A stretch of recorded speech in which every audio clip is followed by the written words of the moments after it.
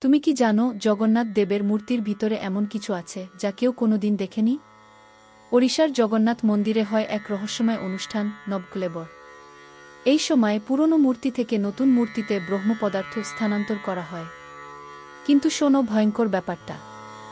যে পুরোহিত এই কাজ করেন তার চোখ বেঁধে দেওয়া হয়। মন্দির চারপাশে অন্ধকার, বিদ্যুৎ বন্ধ। কারণ কেউই জানে না ওই ব্রহ্ম পদার্থ আসলে কি।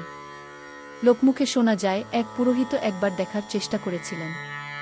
তারপর কিছুদিনের মধ্যেই তার মৃত্যু হয় রহস্যজনকভাবে।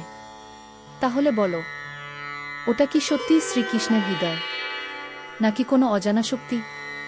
তুমি কি মনে করো এই ব্রহ্ম পদার্থ আসলে কি? কমেন্টে জানাও। আর এমন রহস্যময় সত্য কাহিনী জানতে ফলো করো। জগন্নাথ দেবের নবক্লেবর অনুষ্ঠানে এমন এক রহস্য লুকিয়ে আছে যা আজও কেউ জানে না। ব্রহ্ম পদার্থ, এটা কি সত্যিই শ্রীকৃষ্ণের হৃদয় নাকি অজানা শক্তি? জানুন এই ভয়ঙ্কর সত্য কাহিনী।